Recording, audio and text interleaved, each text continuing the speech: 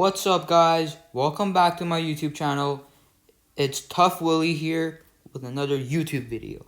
Yeah, alright, so subscribe, leave a like, tell your friends about this channel because we gotta hit 50 subscribers and I'll do a giveaway, like I said, like I promised before to you guys. Alright? And you guys can choose from a few accounts for a giveaway. Obviously, I'm not gonna give away like 10 accounts. That's unreal. So yeah, you guys can choose from accounts, but that all that good stuff, all that sweetness of the pie comes after all of the subs. All right, 50 subs, you get your giveaway, and every every number sub count gets a bigger amount of prize. I'm not trying to bribe you guys, not bribing anyone. Okay, just saying. And if you want any new content, go on the comment below. Tell me what you want. I got a console. I got PC. I got mobile. Basically got all the stuff you can play on, and they're pretty damn good, in my opinion. This video is specifically on mobile because my PC screen had a little bit of problem, so I had to, get a new one, and it's shipping. This is on the iPad Pro 2018. My PC is i7 2080 Super, Alienware, stuff like that, 240 hertz, yeah, all that stuff, and then just PS4. Alright, so back to the point. Fortnite isn't really dying, and you might be like, shut up, you're small YouTuber, not gonna listen to you, but here, just hear me out for a second, alright? Fortnite is a really creative game. Okay, so to be a really creative game, all the stuff they do have to fit into creative vibe, right? And the creative vibe, in most cases, have to be kind of realistic, kind of fits in to the whole entire world. So you guys remember when first chapter 2 season 1 was released? They had all the ads on the phone on the train stations, right? So they're trying to make it real, being creative. That's a check mark. And for the patch notes, which is what most people are complaining about, why Fortnite's dying, not enough communication. Well, to be honest, I think Fortnite's just trying to fit into their vibe of the new season, which is obviously, spies. And to be spies, you gotta have some, I guess, how do you say this? Some crypted files, all right? Encrypted files, and to get those files encrypted, they're not going to tell you anything. You got to explore out yourself. So, and it makes sense because it's a creative game. They already did it one time in public, like if you guys remember for the season, chapter 2, season 1 release, where they had all the ads, right? So it's a really creative game, and all the other developers are probably thinking more creatively, thinking more broadly about what they should make the game more realistic, and also for new players. For old players, that's it for me. That's all I'm gonna tell you guys. That's my opinion for old players. For new players, Fortnite's doing it because they want you to figure out more stuff yourselves. Maybe find out more about how stuff are. Oh, there's a new gun. How do I get it? They're not just gonna tell you right away. Go play the game yourself and find it out, right? They think it might add more fun to the games. Since the first release, it had like a lot of adventurous themes to it, I guess, because everyone was a newbie and everyone camped and stuff. So I think they're trying to bring that vibe back, but not bringing the OG maps, the OG color schemes, not bring all the OG aesthetics back, but they are bringing all the feelings back, which is pretty smart for Fortnite, but maybe some of us don't get it, right? Second, what I want to talk about is mobile and console players. So a lot of people have been getting really mad, really mad actually, about like mobile players, or mostly console players though, because they're the ones who are getting qualified in the World Cup. And they're saying, oh, it's aimbot, goddamn aimbot. Why is this still existing in the whole Fortnite community? Well, the truth is, it's really hard to play on mobile and console. All right, it's console, two sticks on a controller, staring at a TV, sitting chilling on your sofa, just there. All right, for mobile, even worse. Guess what? No one has ever been in the World Cup. Not at least not in my knowledge. All right, so in mobile, it's just two invisible sticks on the screen. Your whole hand basically blocks up 50% of the screen, and you try to aim at people, try to do stuff, but overall it's not that effective towards competitive plays, right? So that's one of the reasons why they're choosing to give those players somewhat, they're not even called aimbot, they're called trackings, AI trackings, and they're just tracking the player. So when you press the shoot button, someone walks past you, boom, starts shooting, and it kind of tracks them. So it makes it easier for the whole gameplay of those two devices, and I think it's fair. I think it's really fair to have that. Not because I'm a mobile player, it's just hard for me to aim, and you guys could call me bad because I am pretty bad. I'm not gonna say that I'm the best in the world, and probably never will be. But as a content creator, I want to say that, or as a pre-content creator, let's just say that, because second video, as a pre-content creator, I give Fortnite, I I give them the A plus views. You know what I'm saying? Like when I look at Fortnite, like the stuff that they're doing, I don't reject them right away. I don't say you're bad. I don't say you're good. I mean, I kind of do say they're good, but you get my point. I'm a supporter of Fortnite. I think everyone who plays does support Fortnite. Some of my friends stopped playing it because they said it's too childish, but that's the vibe of Fortnite, right? And it's not for everyone. There's no perfect game in the whole world, right? There's not a single game that is the perfect game, right? You can't have all the wants and needs that people want, and that's just how the world is. They're just not the perfect game in the whole world. But for people who are still playing but are getting mad at mobile aim assist, this and that aim assist, whatever, I'm telling you guys, don't get mad at it. Maybe blame it. I'm not saying you're bad.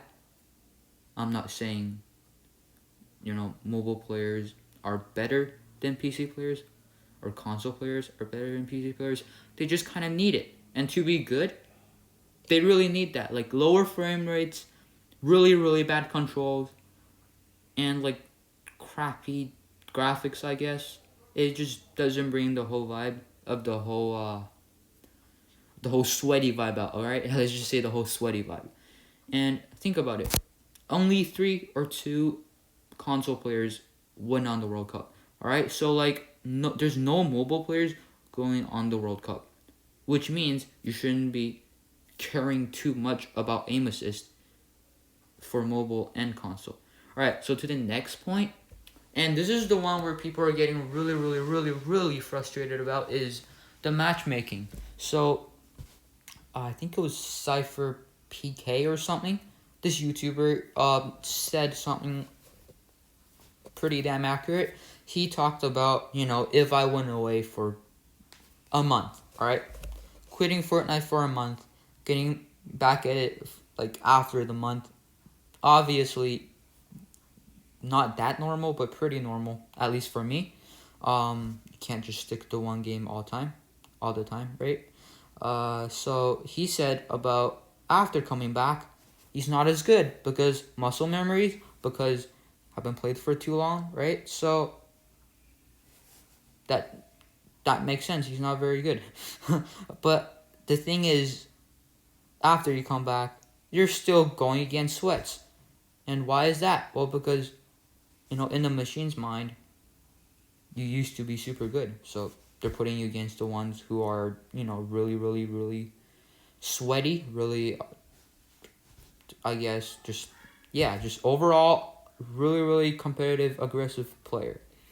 And I, I don't think you can change that in the game. Like, is there any codes for you to do, to change according to the days you play?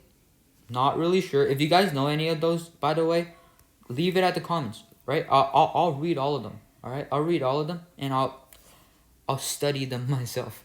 So as I was saying, there's no such code for things like that, and it's just the nature of the game. It's not Fortnite's fault. Uh, if you, I do think Fortnite could do something though, and this is my idea of it. So they could do levels. For example, they already have battle pass levels. They could do like skill based levels, skill based matches, or they could actually do something smarter. You guys remember bots in Fortnite? Yeah, I don't. Some people are a big fan of bots, but honestly, I think it just makes the whole game cheap. Like bots, if you add bots in the game, right? It's gonna make the game kind of cheap in a way. Not cheap as in all the graphics, not cheap as in the gameplay. It's just cheap overall for the feeling of playing the game. Why? You're not playing with real people, and it doesn't give you the feeling of yeah. So it's gonna make it feel cheap. So what Fortnite could do here is take the bots away, um, because I don't think it's that necessary. I think they're putting bots there specifically for the ones who went away and for like a month come back with a lobby, 30% of bots, something like that. So they could get a few kills and they'd be happy, right? But I don't think that's good. I think they should put them against medium ranged players that have been playing for about half a year or a year, maybe, after they come back.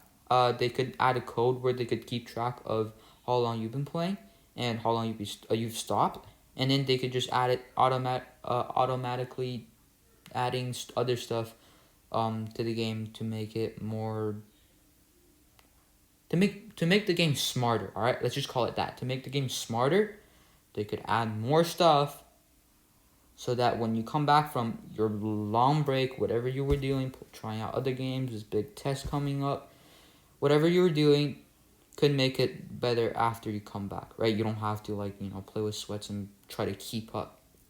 So I guess those are the three main points of the whole argument about how Fortnite's dying. I don't think it's dying. It's a really creative game, right? The idea is super good, and I hear a lot from my friends who are saying, "Oh, Fortnite's so doo-doo. Oh, it's so bad. Oh my god." And they get mad when they get killed. Obviously, I sometimes get mad when I get killed too. But after all, it's just a game, all right? And don't forget, Epic Games, they're trying the hardest they can to make the game fun for us, right? They're thinking about us. So they're actually doing all the work, and we're just sitting here eating their cookies. They're the ones baking them, right? So, we still have to don't go too harsh on Epic Games because they're trying a lot. They're doing all the coding and stuff. So we should thank Epic Games for bringing such a good experience. And it's still a very good game. Like it still is a very playable, very enjoyable game that I think everyone loves, or not everyone, but everyone in the Fortnite community, right? Aside of all of those, I think that's it for gameplay wise or for Fortnite wise, right? One last thing I want to talk about is where people are switching to Valorant, or there was a new game coming out and it's called Valerie or I don't know how to pronounce it. I just saw it on one video on YouTube. It looked more like CS:GO, Overwatch, and yeah, CS:GO and Overwatch combined, with a little bit of Fortnite vibes in it because it's cartoony. Got the CS:GO perspective, got the CS:GO vibe with the gun. You know, the really small mouse cursor, and overall fast paced, non battle royale kind of vibe, right?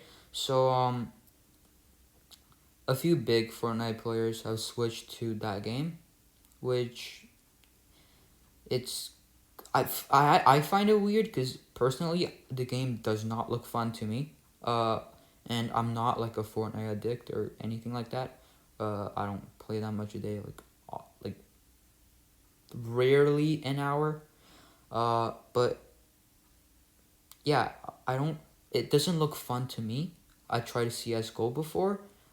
It's pretty fun, I guess, but I just don't like the overall aesthetics of the game. It might be the next new thing. It might not.